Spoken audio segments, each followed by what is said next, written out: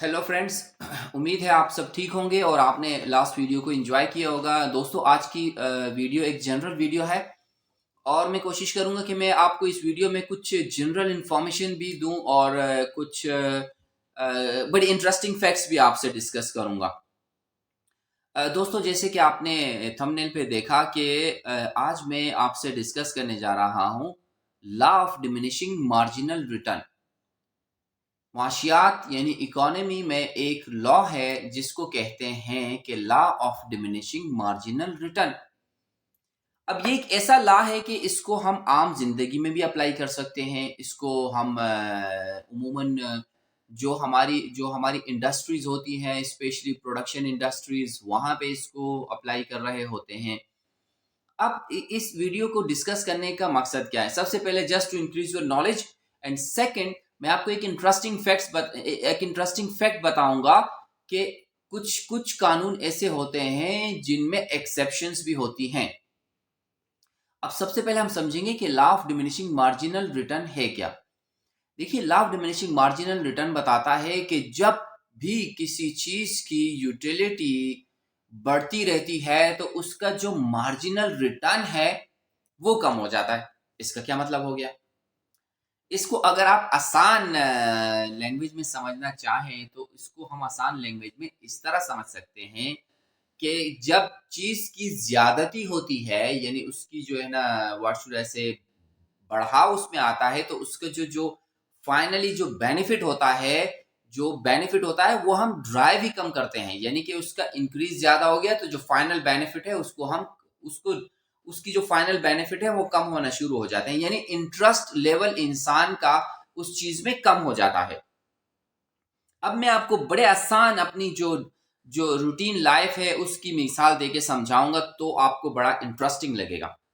दोस्तों, आप सोचिए कि आप पिज्जा हट में हैं और आप फॉर एग्जाम्पल आपने सुबह से बहुत काम किया है, बीच में कोई स्नैक, कोई आपने ब्रंच वगैरह नहीं लिया और आप पिज्जा हट पहुंचते हैं और आप वहां पर जाके अकेले 3 लोगों का पिज्जा हट का ऑर्डर करते हैं और आपके जहन में होता है कि आज तो मुझे बड़ी भूख लगी है, आज तो मैं जो है ना लार्ज साइज पिज्जा खाऊंगा। आप जब रेस्टोरेंट में होते हैं, आपकी जो भूख है वो बढ़ रही होती है। जब आपके पास पिज्जा आपके सामने आता है तो आप चाहते हैं कि आप टूट पड़े और उसको पूरा जल्द से जल्द खा जाए। तो जैसे ही आप पिज्जे का एक स्लाइस लेते हैं आपको अच्छा लगता है। आप जब दूसरा स्लाइस लेते हैं आपको अच्छा लगता है, तीसरा स्लाइस, चौथा स्लाइस, जिस तरह आप पांचवा छठे स्लाइस पे जाते हैं तो आपका जो इंटरेस्ट का लेवल होता है वो रिड्यूस होना शुरू हो जाता है। अब आपका इंटरेस्ट का लेवल कम होना शुरू हो जाता है।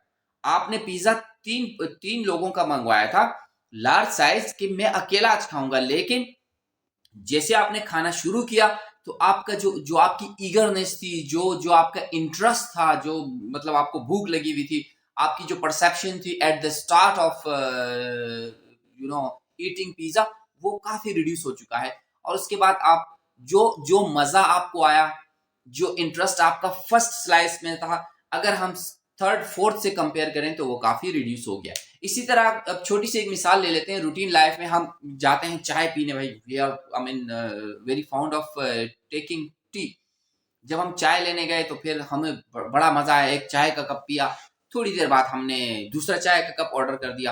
अब इसी तरह जब हम तीसरा कप आपको ऑफर किया जाएगा तो आपका लेवल ऑफ इंटरेस्ट, आप जो जो बेनिफिट्स उससे ड्राइव कर रहे हैं वो इसी तरह कम हो जाता है।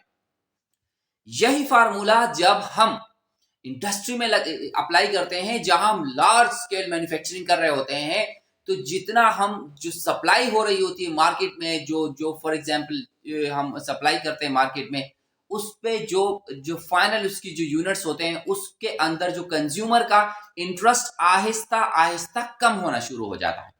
So this is all about law of diminishing marginal utility. और ये हकीकत है, आपने ऑब्जर्व किया होगा, लेकिन कुछ एक्सेप्शन इंसान की होती है दुनिया में। अब मैं आपको एक ऐसा इंटरेस्टिंग फैक्ट, आपने जो जो मिसालें सुनी होगी आपने फील किया होगा कि हाँ ऐसा ही है।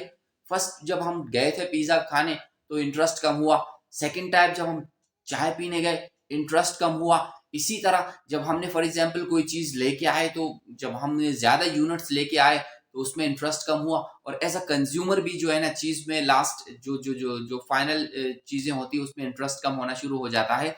लेकिन अब मैं आपको एक ऐसी मिसाल देने लगा हूं कि जब आप सोचेंगे, जब आप सुनेंगे, आप कहेंगे हाँ यार ऐसा ही होता है, इस चीज में तो कभी इंटरेस्ट कम नहीं होता। और वो क्या है? वो है मनी। मनी, पैसा, डॉलर्स जो आप कमा रहे हैं। आपने कभी नहीं सोचा कि यार, और आपके जहन में कभी ये वहमो गुमान आया ही नहीं होगा कि यार ये जो मुझे पैसे मिल रहे हैं अब बस है, बस और नहीं चाहिए पैसा, अब हमें और पैसा नहीं चाहिए, ऐसा आपने कभी भी नहीं सोचा होगा। आपको, आई रिमेम्बर जब आपको आपकी फर्स्ट जॉब हुई होगी, या एज अ बिजनेसमैन अगर आप ने कोई प्रोडक्ट लॉन्च की तो आपकी जो फर्स्ट सेल हुई होगी आपको बड़ी खुशी हुई होगी। लेकिन हमेशा, अच्छा जो लोग सेल्स में हैं उनको भी ये चीज फील हो रही होगी कि जो आपकी ऑर्गेनाइजेशन है वो आपसे एक्सपेक्ट ही करती रहती है।